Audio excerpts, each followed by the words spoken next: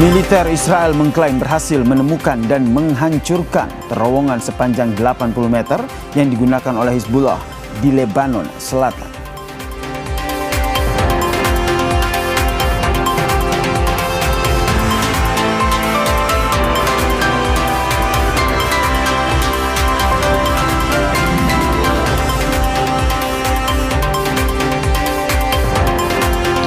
Nelayan Kabupaten Pati menggelar unjuk rasa menuntut pemerintah menurunkan harga BBM non-subsidi bagi kapal nelayan.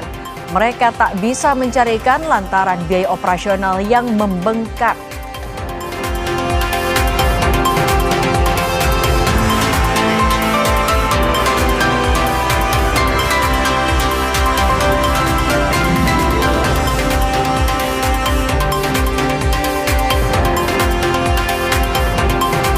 Musisi sekaligus anggota DPR RI Ahmad Dhani mendatangi Barreskrim Polri untuk melakukan konsultasi kepada polisi terkait akun media sosialnya yang hilang.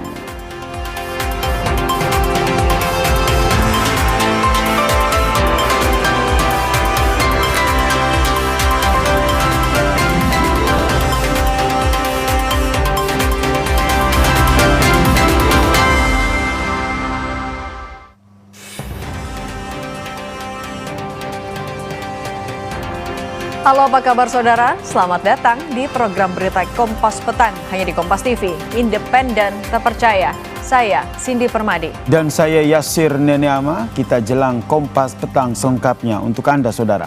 Informasi pertama di Kompas Petang saudara terkait dengan massa nelayan yang menggelar unjuk rasa di alun-alun Kabupaten Pati menuntut pemerintah menurunkan harga BBM non-subsidi bagi kapal nelayan.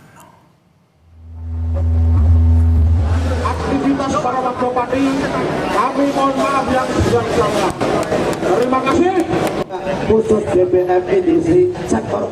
Peserta aksi turun ke jalan dan berorasi di depan kantor Bupati untuk menyampaikan tuntutannya saudara. Mereka meminta pemerintah menurunkan harga BBM non-subsidi untuk nelayan yang melaut menggunakan kapal dengan beban di atas 30 gross ton. Akibat kenaikan harga BBM non-subsidi ini saudara, nelayan tidak bisa melaut karena biaya operasional yang membengkak. Kami mohon maaf yang sebesar-besarnya. Terima kasih. Khusus BBM edisi sektor. Teman-teman dulur-dulur peserta aksi, yuk kumpul yuk. Apa kalian mau? Kita nelayan itu harga 10.000 bulan itu menjangkau perbakalan. Bon bakul dulu itu masalah belanja. Jadi ini udah hampir 2 bulan nggak melaut Pak. Enggak. Hidup, Pancasila. Siap. Ya. Pokoknya tuntutannya dipenuhi, nggak dipenuhi. PLT Bupati Pati menerima aspirasi nelayan dan berjanji akan menindaklanjuti dengan meminta Kementerian Kelautan dan Perikanan memberi keringanan bagi nelayan. Usai ditemui oleh PLT Bupati Pati, massa nelayan pun membubarkan diri dengan tertib. Kendati demikian, massa nelayan berjanji akan menggelar aksi ke Jakarta jika tidak ada tindak lanjut atas tuntutan yang mereka suarakan.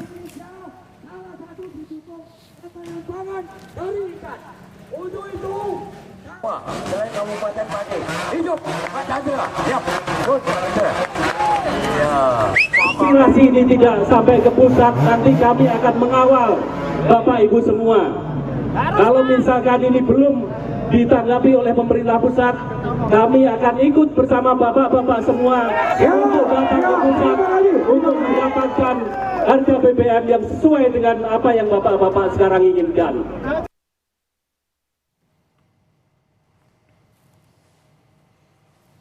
Sebelumnya saudara, ratusan kapal nelayan berukuran di atas 30 gross ton di Pati, Jawa Tengah ini tidak bisa melaut akibat kenaikan harga bahan bakar minyak non-subsidi. Harga BBM non-subsidi naik dari Rp17.000 menjadi Rp30.000 per liter. Akibatnya puluhan ribu nelayan terpaksa menganggur. Kenaikan harga BBM non-subsidi ini juga berdampak pada sepinya aktivitas pelelangan ikan hingga sektor pengolahan ikan yang ikut berhenti beroperasi.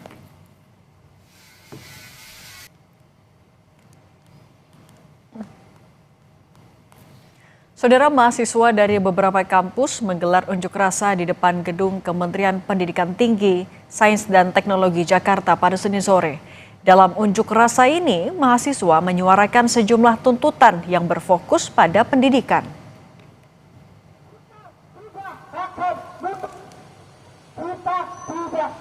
Demonstrasi sore ini merupakan aksi lanjutan demonstrasi dalam rangka Hari Pendidikan Nasional pada 2 Mei lalu. Tuntutan yang dibawa mahasiswa dalam aksi ini yakni pemerataan pendidikan hingga kesejahteraan guru honorer. Di sini kami nyatakan bagi satu anak yang diberikan MBG di Brazil hanya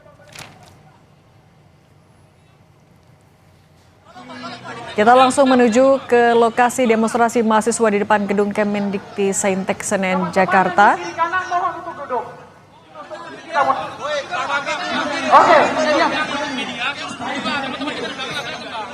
Yang Madinah bagian depan mohon untuk duduk, teman-teman mahasiswa belum kelihatan. Silakan media agak menjauh ke samping.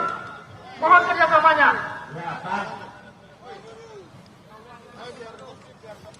Bang, baiknya langsung dikasihkan ke Yang masuk berdiri mohon izin untuk duduk, segera duduk.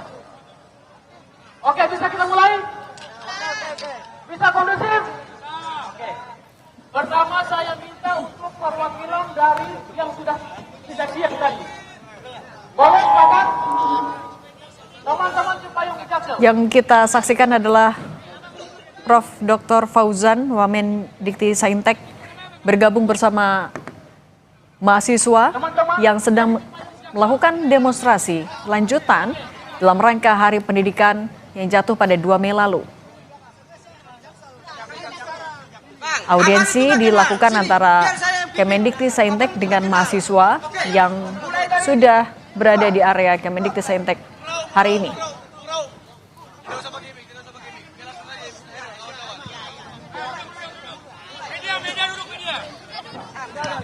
Kita sapa jurnalis Kompas TV Benediktus Aditya dan juru kamera Jamzari. Bene, apa saja tuntutan mahasiswa yang disampaikan langsung ke Wamendikti sore ini? KP yang pada hari ini hadir memperingati Hari Pendidikan Nasional. Ada pimpinan KP dong dari Jakarta Selatan. Hasil kajian dan kesepakatan Adinda KP ini Bang, terkait dengan pendidikan yang hari ini Bang, perlu diperhatikan secara khusus Bang. Tentang yang pertama tentang guru Bang. Fasilitas sekolah yang beberapa daerah yang kami menilai tidak layak dan banyak anak-anak sekolah yang butuh diperhatikan khusus. Contohnya Bang, ada di salah satu anak SD di NTT Bang, yang dulu bunuh diri karena tidak mampu membeli perlengkapan sekolah. Dan kami melihat dan mengkaji hal-hal seperti itu Bang, bahwa tantangan keras bagi Indonesia, lebih khususnya Menteri Pendidikan. Kita sapa lagi jurnalis Kompas TV Benediktus Aditya yang ada di lokasi. Bene, sudah bisa dengar suara Cindy studio Bene? Kehidupan anak bangsa Bang. Mungkin ada poin-poin yang bisa diingat hasil kajian tadi. Beberapa Pak, kami memang pertama sangat menyoroti. Perkenalkan sebelumnya saya dari HMI MPO cabang Jakarta Selatan. Kami sama HMI ini MPO Pak.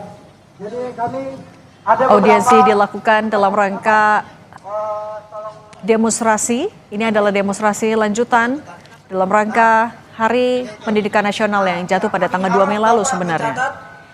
Yang melakukan audiensi dan demonstrasi penyampaian aspirasi ini berasal dari mahasiswa yang tergabung dari beberapa kampus. Unjuk rasa dilakukan di depan gedung Kementerian Pendidikan Tinggi, Sains dan Teknologi Jakarta Senin sore. Beberapa tuntutan yang disampaikan terkait dengan pemerataan akses pendidikan sampai kesejahteraan guru honorer. Di layar kaca sebelah kiri adalah Wamendikti Saintek yang duduk bersama mahasiswa mendengarkan aspirasi secara langsung. Yang kedua, kami mendesak evaluasi menyeluruh terhadap penyaluran dana KIP dan bantuan pendidikan lainnya agar tepat Kita coba sapa lagi jurnalis Kompas TV Benediktus Aditya di depan gedung Kemendikti-Saintek. Bene, sudah bisa dengar suara studio?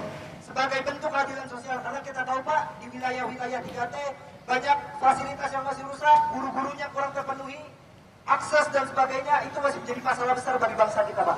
Kemudian yang keempat, mendesak pemerintah untuk melibatkan partisipasi aktif mahasiswa. Bene, poin yang disampaikan langsung ke Kemendikti-Saintek apa saja dan sudah ada respons belum? Yang kelima, kami reformasi sistem pendidikan yang berorientasi Ya, Cindy dan juga saudara, seperti Anda bisa lihat di layar Anda, saat ini memang para mahasiswa sedang melakukan audiensi begitu ya, bersama dengan perwakilan dari Kementerian Pendidikan Tinggi dan Saintek, yakni Wamendikti-Saintek, di mana beberapa perwakilan mahasiswa saat ini sedang mengutarakan poin-poin tuntutan yang dibawa mereka terkait dengan Hari Pendidikan Nasional. Memang fokusnya untuk demonstrasi atau aksi demo pada hari ini terkait dengan Hari Pendidikan Nasional yang jatuh pada 2 Mei lalu, di mana teman mahasiswa ini sedang membawa tuntutan di antara lain adalah soal pemerataan pendidikan di Indonesia hingga sampai poin terhadap kesejahteraan guru honorer. Nah, kalau bisa Anda lihat Cindy dan juga saudara, saat ini salah satu perwakilan dari mahasiswa begitu sedang melakukan atau sedang mengungkapkan apa saja yang menjadi keresahannya, membicarakan terkait tentang pendidikan di Indonesia. Dan kalau bisa saya review, Cindy dan juga saudara, sebenarnya aksi pada hari ini merupakan aksi lanjutan yang sudah dilakukan pada tanggal 2 Mei lalu, di mana teman-teman mahasiswa juga melakukan aksi demonstrasi di area Patung Kuda pada 2 Mei yang lalu. Nah, saat ini memang Wamendikti-Saintek ini sedang mendengarkan aspirasi dari mahasiswa-mahasiswa yang sudah berkumpul di depan gedung Kementerian Pendidikan Tinggi dan Saintek sejak pukul 12 siang tadi, Cindy. Jadi memang kalau kami tanyakan tadi kepada Ketua BEM UI, ini mereka sudah berkumpul di depan gedung kementerian sejak pukul 12 hingga pada saat sore ini. Dan kalau kami lihat situasinya di lapangan, ini beberapa jalan terutama di area FX Sudirman ini ditutup karena menanggapi atau menindaklanjuti beberapa mahasiswa yang juga mulai berdatangan. Selain dari Universitas Indonesia, kami juga tadi melihat ada Alma Mater UPN Veteran Jakarta hingga tadi beberapa aliansi, yaitu Cipayung Plus. Begitu Cindy dan juga saudara. Sudah ada solusi yang ditawarkan oleh Wamendikti-Saintek belum? Dan kalau di layar kaca sebelah kanan kami juga melihat tampaknya mahasiswa sedang sempat ini ya. Apakah kondusif sebenarnya jalan demonstrasi sore hari ini?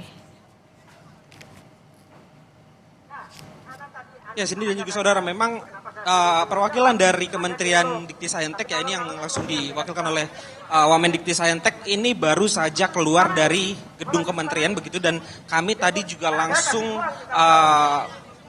ke depan begitu untuk mendengarkan apa saja poin-poin yang menjadi tuntutan, karena saat ini sedang dilakukan audiensi dan baru diungkapkan beberapa poin-poin tuntutan yang tadi menjadi tuntutan dari para mahasiswa ini. Antara lain memang yang tadi saya katakan adalah terkait dengan upaya pemerintah untuk memfokuskan pemerataan pendidikan di Indonesia. Selain itu juga kesejahteraan bagi guru-guru honorer di Indonesia. Ini yang menjadi fokus utama ataupun poin yang dibawa oleh teman-teman mahasiswa yang saat ini berkumpul di depan gedung Kementerian Pendidikan Tinggi dan Saintek. Begitu, Cindy.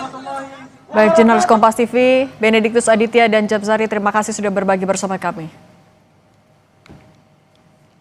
Kita ke sorotan mancanegara, saudara. Militer Israel mengklaim berhasil menemukan dan menghancurkan terowongan sepanjang 80 meter yang digunakan oleh Hizbullah di Lebanon Selatan.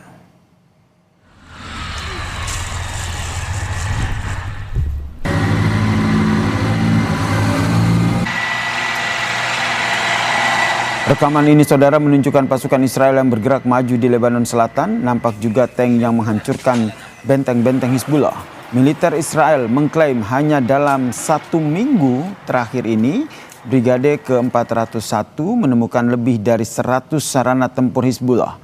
Israel berencana menduduki zona penyangga selebar 10 km di sepanjang perbatasannya dan juga mencegah orang untuk memasuki wilayah tersebut sampai ancaman Hizbullah ini dihilangkan.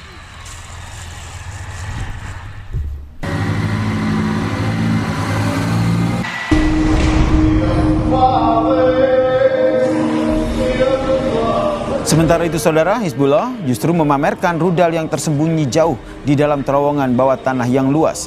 Hizbullah secara konsisten menargetkan tank-tank dan kendaraan militer Israel di wilayah selatan Lebanon. Selain rudal konvensional, Hizbullah juga meluncurkan serangan menggunakan drone presisi termasuk teknologi serat optik yang menargetkan pangkalan militer Israel. Hizbullah juga menghujani wilayah Israel dengan rudal peledak tinggi sebagai balasan atas agresi Israel di Lebanon.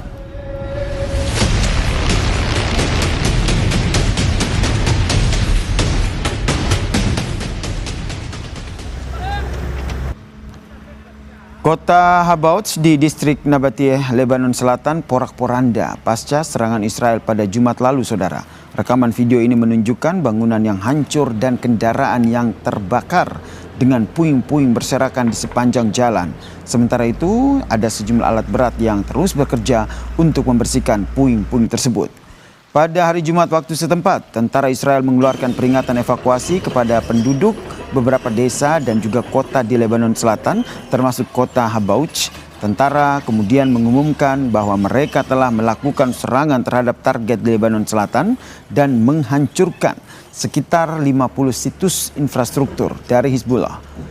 Kementerian Kesehatan Lebanon, saudara, melaporkan serangan udara Israel di kota ini dan juga termasuk kota Zarariyeh telah mengakibatkan 8 orang meninggal dunia, termasuk seorang anak dan juga 2 perempuan, dan juga melukai 21 orang.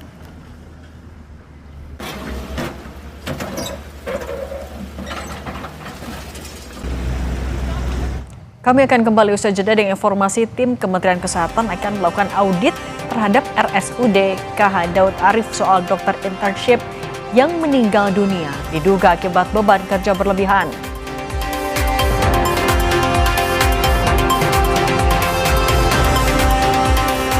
Penyidik Polda Metro Jaya hari ini memeriksa sejumlah saksi terkait dengan kecelakaan kereta di stasiun Bekasi Timur, termasuk pihak manajemen Taksi Green.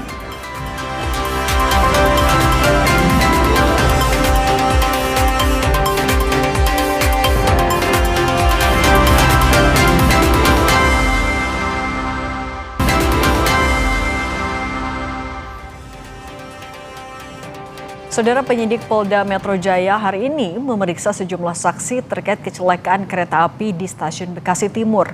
Pemeriksaan menyasar pihak manajemen Taksi Green, Dinas Pekerjaan Umum, Dinas Tata Ruang, dan Direktorat Jenderal Perkeretaapian.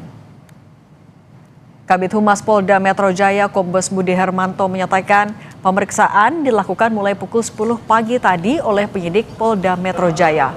Fokus pemeriksaan di Mapolda Metro Jaya ini bertujuan untuk mendalami aspek teknis dan tata ruang di lokasi kejadian, serta peran masing-masing instansi dalam prosedur keselamatan. Hingga saat ini, penyidik telah meminta keterangan dari total 31 orang saksi terkait kasus kecelakaan kereta di Bekasi Timur yang mengakibatkan 16 orang meninggal dunia.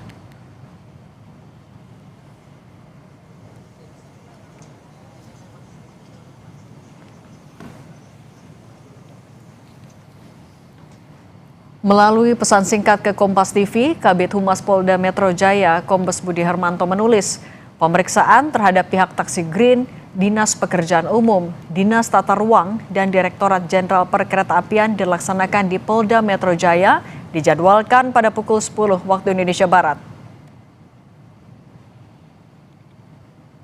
Penyidik telah meminta keterangan terhadap 31 orang yang terdiri atas pelapor, pengemudi taksi, penjaga palang, saksi di sekitar lokasi, korban, petugas operasional PT KAI, serta pihak-pihak lain yang mengetahui langsung peristiwa tersebut.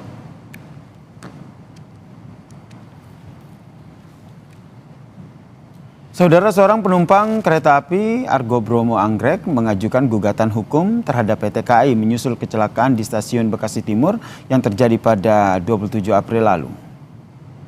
Gugatan ini saudara dilayangkan karena adanya dugaan kelalaian dalam sistem keselamatan dan penanganan pasca kejadian yang dinilai kurang optimal. Salah satu pemicu gugatan tersebut adalah respons dari PT KAI melalui SMS refund yang dianggap kurang menunjukkan empati terhadap para korban. Penggugat menuntut ganti rugi material sebesar Rp754.000 sesuai dengan harga tiket dan kompensasi sebesar Rp100 miliar yang ditujukan bagi seluruh korban baik yang meninggal maupun yang jadi korban luka-luka. Lawan hukum saya terhadap PT KAI Persero ataupun holding-holding company di atasnya. Di sini menunjukkan good corporate governance atau sistem layanan pasca terjadinya kecelakaan penanggulangan dari PT Kereta Api. Harusnya kan tidak begitu, karena fakta yang terjadi ini terjadi kecelakaan, bukan pembatalan, gitu loh. Dan kenapa konsumen ini tidak dipastikan dulu keadaannya, tetapi langsung diberikan opsi penawaran hanya info refund tiket? Bagi saya itu seakan-akan tidak menghargai hak-hak konsumen. Di sini yang saya lihat ada kelalaian ya, dugaan kelalaian atau kesalahan gitu dalam menjalankan prinsip-prinsip good corporate governance begitu. Sementara itu saudara, 6 hari pasca kecelakaan kereta Argo Bromo Anggrek dengan komuter lain di stasiun Bekasi Timur, duka masih menyelimuti wilayah ini. Karangan bunga terus berdatangan menyertai pesan dan juga doa untuk para korban. Aksi spontan ini dimulai oleh para penumpang dan juga warga sebagai penghormatan bagi 16 korban jiwa dan juga puluhan korban luka-luka.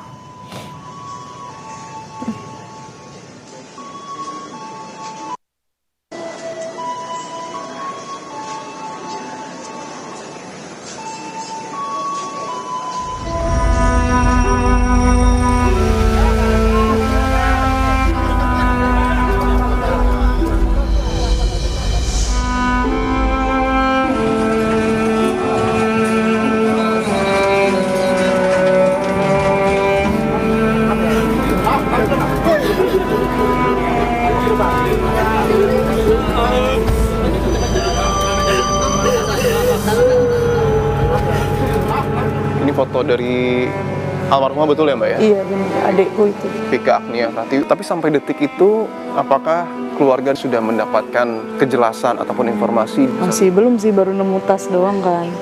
Terus cuman kayak adikku kayak mikir, oh itu jasad terakhir yang 3 diangkat itu adikku. Ada pengumuman 4:30, udah fix itu adik. Ini adalah laptop yang sehari-hari digunakan oleh almarhumah. Bisa dilihat ya. Ini kondisinya sudah patah, yang menggambarkan bahwa betapa kencangnya tabrakan kereta yang terjadi saat itu.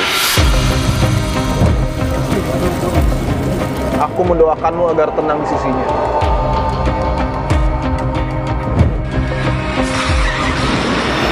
Adanya temperat taksi ini yang kami curigai itu membuat sistem perkeretaapian di daerah stasiun Emplasmen Bekasi Timur ini agak terganggu. Jaga mobil itu berhenti pas di rel, jadi saya dorong, nggak mau jalan mobil sampai kereta akhirnya datang. Tapi memang pelangnya ini manual. Itu awalnya bambu, ya baru malam diganti ya air. Kita akan perbaiki semua ya. Lintasan tersebut kita perhitungkan sekitar hampir 4T ya. Persis di depan saya dan juga Pak Didi adalah gerbong dari kereta rel listrik yang tertabrak oleh kereta api Argo Bromo Anggrek 27 April 2026. Kalau melihat dari kerusakan kereta ini bisa disinyalir bahwa itu memang kecepatan masih tinggi. Jarak persinyalannya mungkin hanya 1 kilo, mungkin waktu pengeremannya itu kurang. Kalau di Indonesia itu ada namanya Grade of Automation, GOA. Yang PT KAI sekarang itu GOA 0. 0 itu full manusia. Apakah bisa disebutkan bahwa sistem perkereta-apian kita sudah ketinggalan zaman, Pak?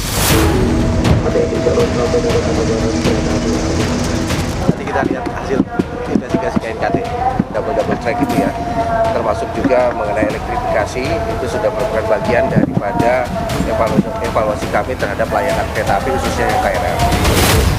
Saya Nipun Bahagia. Saya menelusuri, mencari bukti.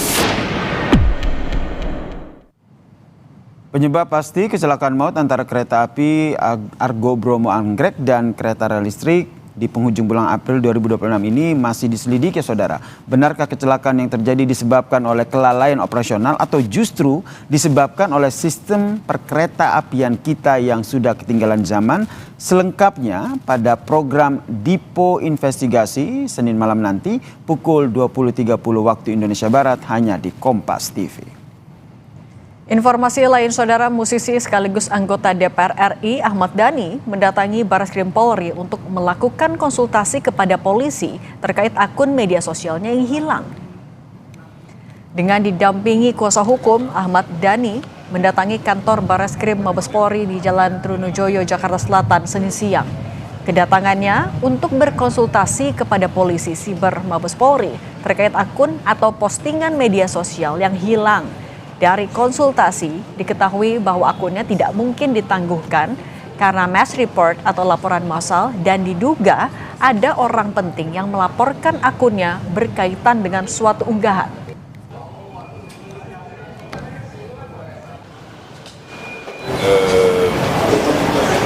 Proses Instagram bisa di take down itu bagaimana? Dan menurut teman kita di atas, itu nggak mungkin dari laporan. Mungkin dari laporan mass report nggak mungkin. Itu dilihat ini ada orang penting yang bisa sampai ke akses atas untuk bisa men-take down. Usai jeda di Kompas Petang, saudara, kami hadirkan informasi terkait dengan Presiden Amerika Serikat Donald Trump yang meluncurkan Project Freedom di Selat Hormuz. Dalam inisiatif ini, Washington akan membantu kapal-kapal yang terjebak di Teluk Persia dan sekitarnya untuk melewati Selat Hormuz. Pembahasannya, saudara, usai jeda bersama rekan Cindy Permati.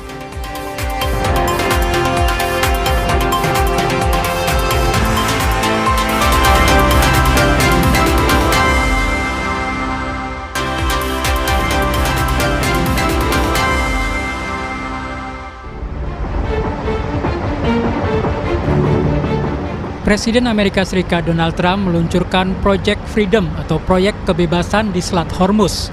Dalam inisiatif ini, Washington akan membantu kapal-kapal yang terjebak di Teluk Persia dan sekitar untuk melewati selat itu. Trump mengatakan proyek kebebasan ini akan mulai pada Senin pagi waktu Timur Tengah. Proyek ini adalah upaya untuk membantu perusahaan dan negara-negara netral yang tak bersalah yang meminta Amerika Serikat untuk membebaskan kapal mereka dari Selat Hormuz. Pergerakan kapal ini adalah langkah kemanusiaan untuk membebaskan pihak-pihak yang sama sekali tidak terlibat dan menjadi korban dari situasi saat ini. Kami akan memandu kapal-kapal mereka dengan aman keluar dari jalur air yang dibatasi sehingga mereka dapat melanjutkan bisnis mereka. Siapapun yang mengganggu akan ditindak tegas, kata Trump melalui platform Truth sosialnya. Sementara itu, Menteri Keuangan Amerika Serikat Scott Bessent mengklaim blokade di Selat Hormuz telah berdampak besar pada perekonomian Iran. Yang menambahkan, AS telah menghancurkan kepemimpinan Iran melalui blokade ekonomi yang diluncurkan bersamaan dengan serangan militer. And I can tell you that we are suffocating the regime and they are not able to pay their soldiers. This is a real economic blockade and it is in all parts of government, all hands on deck. Menanggapi rencana Trump tersebut, Parlemen Iran memberikan reaksi keras. Pihak Teheran menegaskan kehadiran militer Amerika Serikat di Selat Hormuz tidak akan ditoleransi.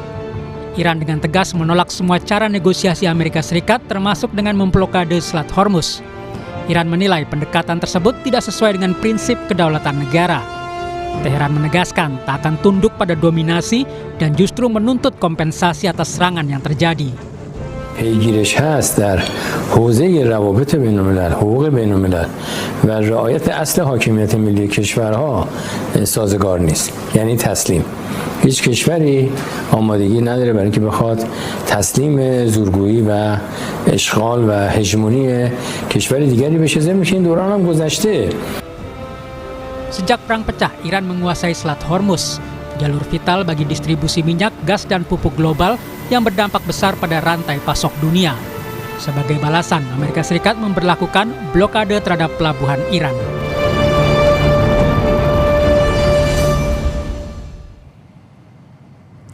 Presiden Amerika Serikat Donald Trump mengatakan AS akan membantu kapal-kapal dari negara-negara yang tidak terlibat konflik untuk keluar dari Selat Hormuz dengan aman. Teheran memperingatkan campur tangan AS di Selat Hormuz melanggar gencatan senjata. Apakah ini kode dari Trump untuk mengakhiri perang atau upaya Trump mencari simpati dari negara-negara lain? Apakah Iran akan membiarkannya?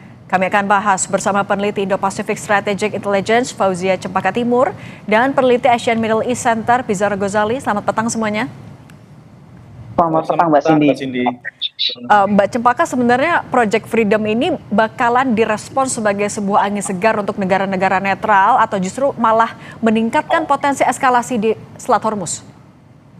Saat ini yang memang sudah memberikan respon terhadap Project Freedom ini justru yang menarik adalah Rusia. Nah, ini Rusia yang pertama kali yang sudah memberikan respon, Mbak. Dan respon ini sebenarnya menarik karena melihat bahwa tidak adanya public condemnation atau tidak adanya sikap yang sifatnya negatif dari Rusia terhadap yang mengoposisi sikap Trump ini begitu. Nah, ini yang sebenarnya perlu dilihat karena kita lihat bagaimana bahwa statement yang dikeluarkan Rusia ini sangat penting karena Rusia sendiri baru berhubungan dengan Iran melalui Arakci beberapa waktu lalu, juga melalui komunikasi langsung dengan Trump melalui Putin beberapa waktu lalu. Namun memang statement yang dikeluarkan oleh juru bicara Kremlin yaitu Dmitry Peskov ini lebih menyatakan bahwa agar semua pihak ini menahan diri, tapi tidak ada tekanan yang langsung terhadap Amerika Serikat sendiri. Nah, sebenarnya memang kita tahu bahwa tekanan dari Putin sendiri terhadap Amerika Serikat adalah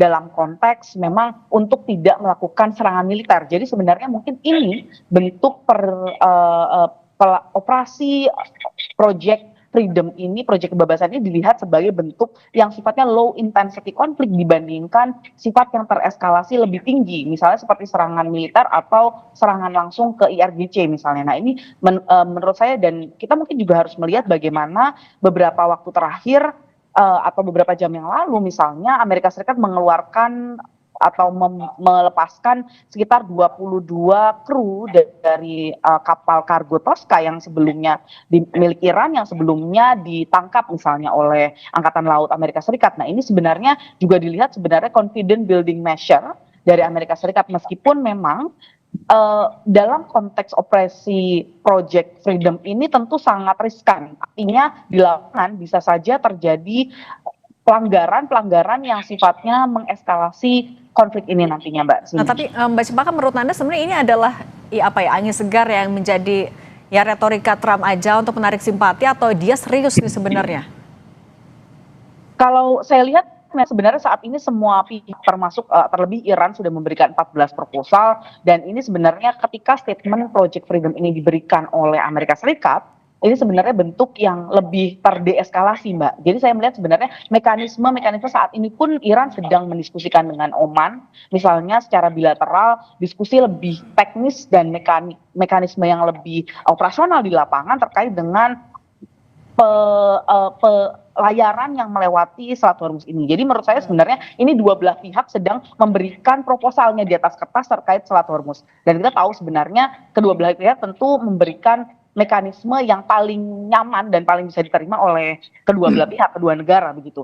Nah, dalam konteks ini Amerika memberikan melalui operasi Project Freedom, dan Iran mungkin nanti akan bersama dengan Oman dengan mekanisme yang lain, Mbak. Oke, kalau menurut Mas Pizarro sebenarnya Amerika Serikat lagi ngapain sih? Apa motif dia tiba-tiba meluncurkan Project Freedom? Motif di belakangnya apa? Ya, pertama saya tidak percaya itu proyek yang dilakukan oleh Trump itu quote and quote itu berdasarkan kemanusiaan seperti itu ya. Karena tindakan seperti ini yang disebut oleh Washington sebagai evakuasi paksa itu dilakukan tanpa koordinasi dengan Iran. Trump kita mengetahui dia mengatakan terjadi komunikasi yang produktif kepada Iran, dan kemudian dia sangat confident untuk melakukan upaya untuk penyelamatan kapal-kapal yang ada di Selat Hormuz. Tetapi kan tidak lama kemudian faksi Qatamul Anbiya, faksi militer dari Iran itu kemudian membantah Dan dia mengatakan tindakan yang dilakukan oleh Trump itu sama saja memicu eskalasi baru. Dan itu sebuah pelanggaran terhadap militer senjata. Saya lihat niat Trump itu lebih kepada provokasi. Dia ingin kemudian melakukan provokasi kepada Iran dengan kemudian masuk kepada Selat Hormuz dengan tujuan katanya menyelamatkan kapal-kapal tersebut agar kemudian ada serangan, ada kemudian respon dari Iran melakukan serangan kepada Amerika Serikat, dan itu bisa dijustifikasi oleh Trump bahwa itu tindakan peperangan kepada Amerika Serikat. Itu tindakan serangan kepada Amerika Serikat. Dan ini nanti bisa dijual kepada Kongres bahwa Amerika Serikat telah diserang oleh Iran dan kemudian Kongres bisa mengeluarkan green light agar Amerika Serikat melakukan serangan terhadap Iran. Karena menurut saya ini bukan presiden baru kalau kita melihat polusi Amerika Serikat. Tahun 64 ketika kemudian ada terjadi perang Vietnam, jangan lupa ini sama polanya seperti ini. Dulu misalkan kapal-kapal patroli Amerika Serikat itu sengaja melakukan provokasi kepada kapal-kapal Vietnam di Laut Vietnam Utara dan kemudian untuk memancing Vietnam untuk keluar dan melakukan serangan kepada pasukan Amerika Serikat, dan kemudian Amerika Serikat mengklaim bahwa Vietnam melakukan serangan kepada mereka pada tahun 64 itu ketika presidennya Lyndon Johnson ya, dan kemudian Lyndon Johnson memakai justifikasi ini untuk kemudian dijual kepada Kongres hingga Kongres kemudian menyetujui upaya peperangan kepada Vietnam. Dan jangan lupa ya, tahun 64 tersebut itu menjadi dasar nanti Amerika Serikat melakukan serangan darat kepada Vietnam karena ada ratusan ribu yang dikirim oleh Lyndon Johnson untuk melakukan invasi kepada Vietnam. Memang ini konteks belum tentu sama, tapi saya lihat ada kemiripan, ada irisan yang sama. Bagaimana cara Trump untuk mengeskalasikan perang yang ada di Timur Tengah, dengan selama ini kan dia udah habis nih batas 60 hari, dia nggak punya alasan juga untuk justifikasi perang. Saya kira ini bagian dari upaya provokasi dari Donald Trump untuk memulangkan kapal. Karena gini Mbak Cindy, kapal-kapal yang ada di Selat Hormuz pun juga nggak merasa dia akan dilindungi oleh Amerika Serikat. Toh mereka nggak ada yang mau sampai sekarang diselamatkan Project Freedomnya Amerika Serikat. Kapal-kapal yang ada sekarang di Selat Hormuz, mereka tidak mau sama sekali melintasi Selat Hormuz karena tidak ada jaminan keamanan dari Iran. Dan jangan lupa ada ranjau-ranjau darurat yang masih disimpan oleh Iran dan mereka makanya itu tidak berani kemudian melewati Selat Hormuz. Nah tapi Mas Bizarro, berarti kalau Iran sendiri akan terprovokasi nggak dengan strategi ini? Saya kira Iran sudah mengatakan, Khotamul Enbiya sudah mengatakan bahwa kemudian ketika mereka kedaulatannya diganggu, kemudian strategi Hormuz diintervensi, mereka memang tidak ada pilihan karena Iran sudah melewati batas sabar selama ini ya. Dia diblokade, dia tidak melakukan eskalasi, kemudian sekarang itu juga ada Amerika Serikat ingin melakukan evakuasi paksa. Pun mereka menurut saya ada batas red line bagi mereka yang kemudian kalau memang Amerika Serikat memaksakan diri, ini kan masih provokasi nih ya Mbak Cindy, kita belum melihat betul-betul apakah ada manuver dari kapal-kapal Amerika Serikat, tetapi kalau memang itu dilakukan oleh Iran, saya kira Iran bisa melakukan serangan terbatas kepada Amerika Serikat untuk kemudian memaksa mundur kapal-kapal Amerika Serikat untuk tidak mau melintasi Selat Hormuz. Dan saya pun juga masih sangat ragu ya bagaimana Trump itu kemudian mengevakuasi kapal-kapal Selat Hormuz. Pertama, bagaimana dia melintasi ranjau darat? Oke, dia sudah bisa memetakan ada beberapa laut yang tidak terkena ranjau darat. Tetapi jangan lupa, kan sekarang Iran tuh punya armada nyamuk, punya 1.000 kapal yang siap melakukan serangan dan melemparkan ranjau-ranjau darurat baru untuk mencegah kapal-kapal untuk keluar gitu. Jadi walaupun sekarang misalkan Amerika Serikat sudah tahu peta ini mana peta ranjau laut yang ditanam Iran, Iran bisa menambah ranjau-ranjau laut itu. Dia bisa menebar lagi, menebar paku lah kalau kayak di jalan itu ya, menebar paku untuk kemudian menghambat upaya evakuasi yang ada dari kapal-kapal yang di sana. Kemudian jangan lupa kapal tanker ini kan, itu kan lajunya sama kayak sepeda. Itu kan tidak cepat dia lajunya itu. Lajunya kan sangat terbatas. Bagaimana dia kemudian bisa menghindari serangan dari armada nyamuknya Iran, kapal-kapal kecil yang jumlahnya 1.000 itu dan punya kecepatan yang cepat, kan bukan tidak mungkin akan diserang di tengah jalan. Itu menurut saya makanya kapal-kapal yang ada sekitar 2.000 kapal yang ada di Selat Hormuz itu tidak mau kemudian menyambut ajakan dari Trump, menyambut Project Freedom-nya dari Trump. Karena mereka juga ngeri-ngeri sedap bahasanya. Kita belum dapat clearance dari IMO, International Maritime Organization, kita juga tidak bisa memastikan apakah pengeluar dari wilayah itu betul-betul aman dan belum tentu asuransi itu mau menanggung gitu. Itu sudah terbukti premi asuransi itu tidak mau menanggung kapal-kapal yang keluar itu dengan biaya yang sangat rendah. Oke, artinya dengan terlalu banyaknya resiko itu, apa yang akan terjadi selanjutnya apabila memang negara-negara itu menolak bantuan atau tawaran dari Trump? Kita akan bahas usai jeda, tetap bersama kami di Kompas Petang.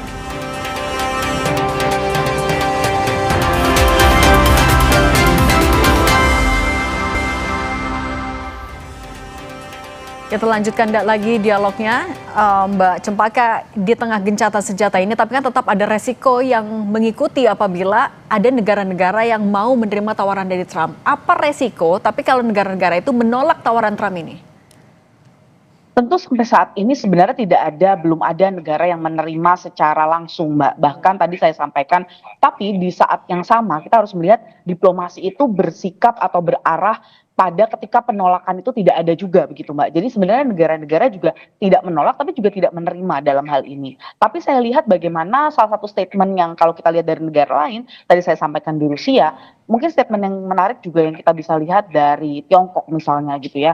Tiongkok saat ini jangan lupa adalah merupakan memegang presidensi Dewan Keamanan PBB di bulan ini begitu, dan hal yang paling menarik adalah bagaimana ketika presidensi ini yang dipegang oleh Tiongkok ini memanggil konsultasi yang sifatnya darurat dalam konteks membicarakan terutama situasi Hormuz, termasuk di dalamnya adalah proyek freedom yang disampaikan oleh atau dipropos oleh Trump. Nah, ini sebenarnya bagaimana konteks negara yang sebelumnya Tiongkok tidak memberikan statement yang secara langsung begitu, meskipun tentu saja lebih mendukung Iran secara back channel maupun secara sikap lainnya begitu dalam konteks diplomasi di multilateral, tetapi dalam konteks ini memang Tiongkok sendiri menjadikan hal ini penelitian begitu, Mbak, dan bahkan dibahas pada rapat darurat di PBB begitu. Jadi sebenarnya ini juga sebenarnya kita melihat belum ada penolakan dari negara-negara, tapi juga di sisi lain tentu saja ini juga mengatur ritme agar pintu negosiasi ini masih terbuka antara Iran dan Amerika Serikat, karena memang tentu saja peperangan ini akan merugikan, peperangan yang semakin panjang akan merugikan banyak pihak. Nah, Mbak Cempaka, tapi artinya kalau misalnya ya belum ada yang betul-betul merespons, apakah artinya Project Freedom ini kayaknya gagal deh? Mungkin saja, Mbak, karena kita lihat di awal-awal perang begitu ya, ada proyek yang sama sebenarnya ditawarkan juga Amerika Serikat ke negara-negara Eropa, dan sebenarnya negara Eropa dan negara-negara Teluk begitu, dan kedua belah pihak ini tidak menerima secara langsung begitu. Dan dalam konteks ini kita lihat sepanjang hingga pekan ke-9 perang ini berjalan begitu, ini juga belum ada proposal yang dilakukan oleh diajukan oleh Trump itu tidak dilakukan juga gitu ya, dengan adanya meskipun tidak ada penerimaan dari negara-negara lain, dan menurut saya bisa saja begitu proposal ini ya hanya tertinggal di atas meja saja begitu, dan merupakan bentuk yang tadi saya mungkin saya setuju dengan sampaikan Mas Pizarro, bentuk yang ingin melihat respon dari Iran sendiri. Provokasi ya.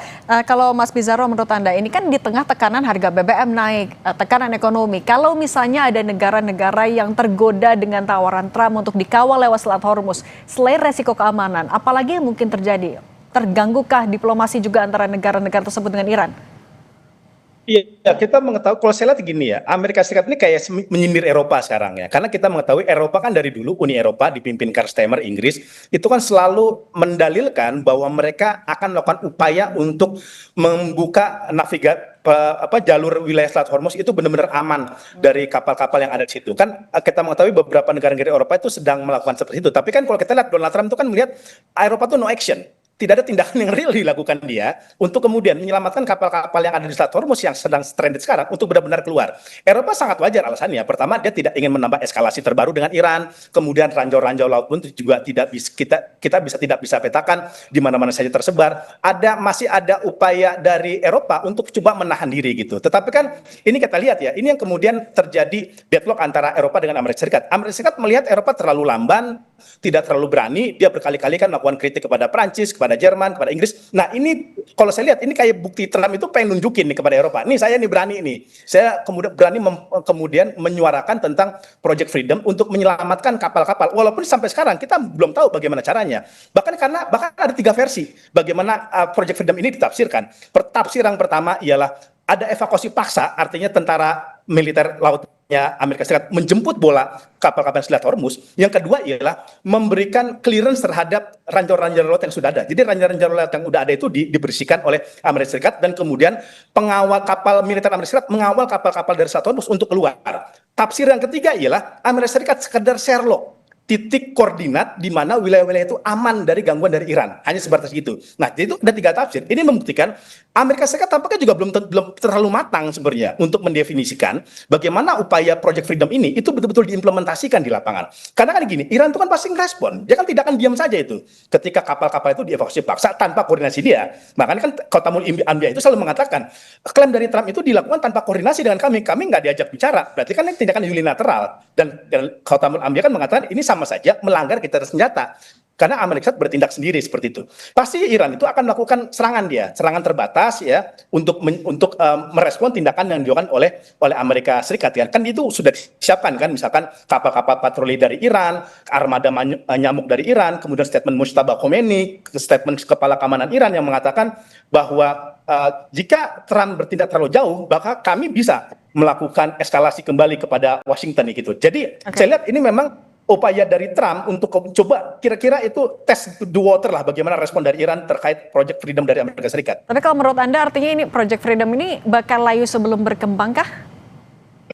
Kalau kita lihat dari respon tadi Mbak Citra sudah, Mbak Fauzia sudah mengatakan negara-negara Eropa misalkan belum banyak merespon, kapal-kapal juga yang dari Selat Hormuz itu juga belum ada yang mengatakan oke, Trump saya ikut kamu, saya sepakat sama kamu, sampai sekarang belum ada. Saya kira kalau ini terus berlangsung ya ini hanya menjadi usulan, hanya menjadi isu, hanya menjadi aspirasi dari Amerika Serikat tanpa betul-betul kemudian diimplementasikan. Karena kan gini Mbak Siti, kan kalaupun Amerika Serikat ingin melakukan upaya evakuasi atau menyelamatkan, kan kapal-kapal yang diselamatkan harus setuju juga dong.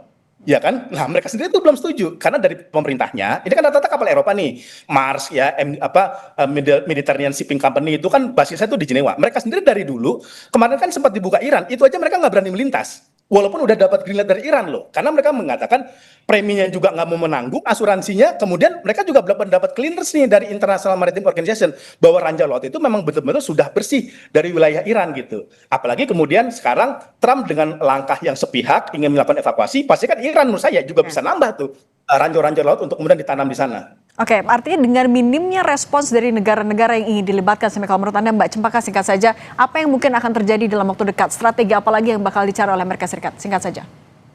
Saya melihat bahwa ini adalah bagian dari tahap 1 dari 14 proposal yang ditawarkan oleh Iran sendiri begitu ya. Yaitu tahap 1 memang gelombang 1 ditawarkan terkait dengan penyelesaian Selat Hormuz. Nah, ini sedang tarik menarik demikian Mbak, karena memang di dalam penyelesaian 14 poin itu ada 3 tahapan yang memang dilakukan. Yang pertama adalah dalam konteks untuk Iran bersedia untuk yang menjadi pihak yang pertama kali membuka akses Selat Hormuz. Tapi yang kedua yang diinginkan adalah penarikan blokade Amerika Serikat. Nah, dalam konteks ini tentu saja sebelum melakukan blokade ini Amerika Serikat harus meyakinkan domestik bahwa blokade yang dilakukan selama terus-menerus sejak tanggal 8 April lalu begitu ya itu tidak sia-sia, sehingga tentu saja ini harus menggunakan asumsi atau proposal tadi di Project Freedom. Dan yang ketiga tentu saja adalah kita melihat bagaimana Iran sendiri sudah juga membuka diri untuk bahkan nantinya ketika blokade ditarik itu Iran yang akan membantu bersama-sama dengan negara-negara teluk lainnya bahkan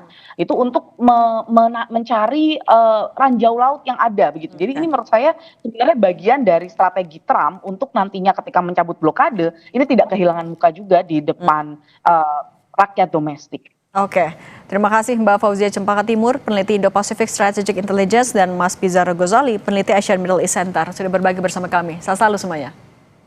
Selalu, makasih Mbak Cindy. Kami akan kembali dengan informasi suhu di Madinah, Arab Saudi mencapai 40 derajat Celcius di siang hari. Suhu panas dan kelembaban rendah membuat jemaah haji Indonesia perlu mewaspadai sengatan panas atau heat stroke.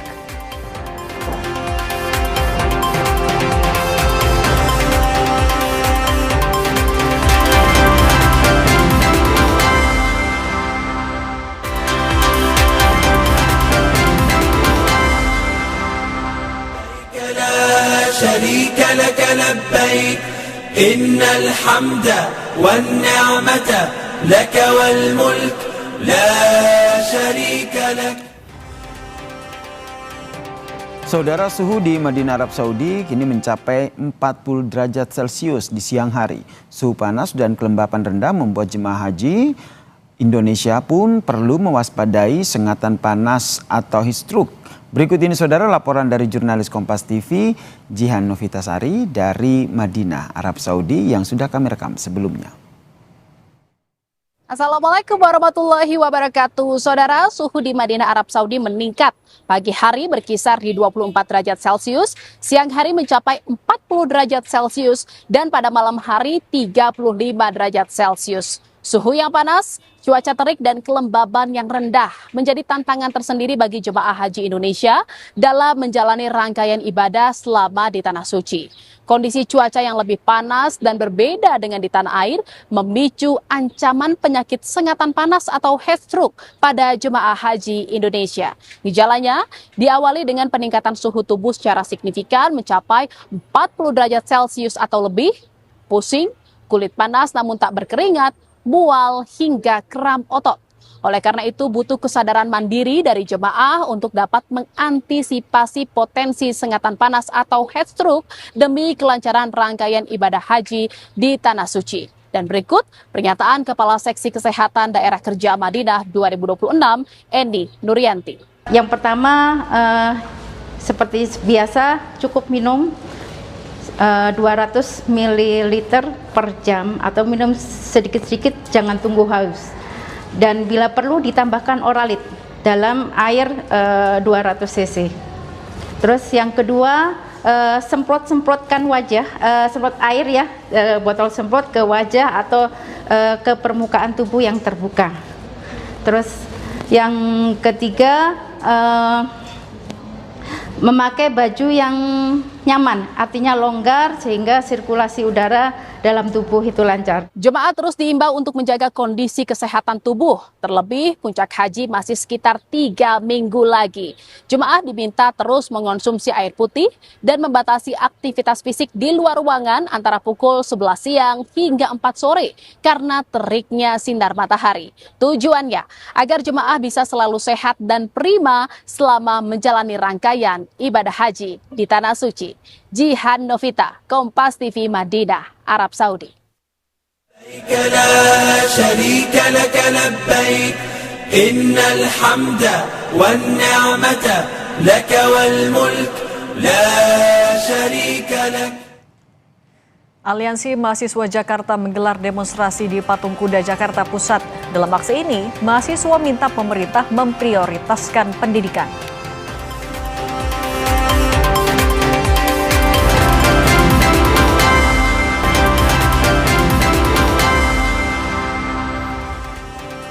Aliansi Mahasiswa Jakarta menggelar demonstrasi di Patung Kuda Jakarta Pusat. Dalam aksi ini, mahasiswa minta pemerintah prioritaskan pendidikan. Mahasiswa yang tergabung dalam Aliansi Mahasiswa Jakarta kembali menggelar unjuk rasa di Patung Kuda Jakarta. Aksi sore ini merupakan demonstrasi lanjutan peringatan Hari Pendidikan Nasional 2 Mei. Dalam demonstrasi, massa mahasiswa minta pemerintah evaluasi dunia pendidikan termasuk alokasi anggaran. Dan per hari ini bukan oleh polisi, TNI, dan aparat. Saudara, polisi memastikan ada 4 pelaku pembegalan terhadap seorang kurir paket di wilayah Astana Anyar, Kota Bandung yang terjadi pada Minggu siang. Dari 4 pelaku, 2 orang telah ditangkap. Polisi memastikan total ada 4 orang pelaku yang terlibat dalam aksi begal terhadap kurir paket. 2 diantaranya telah ditangkap polisi dan kini polisi melakukan pengembangan terhadap 2 pelaku lainnya, saudara. Selain menangkap pelaku, polisi juga mengamankan barang bukti berupa pisau lipat yang digunakan untuk mengancam korban. Pengembangan dugaan 2 pelaku lainnya, kan total ada 4 orang pelaku yang beraksi pada siang tadi. Dan perlu kami sampaikan juga bahwa anggota masih melakukan penyelidikan di lapangan untuk mengungkap pelaku lainnya. Informasi tadi saudara sekaligus menutup perjumpaan kita di Kompas Petang edisi kali ini. Saya Yasir Neneama. Saya Cindy Permadi. Tetap saksikan Kompas TV, sesaat lagi ada Sapa Indonesia Malam. Terima kasih, sampai jumpa.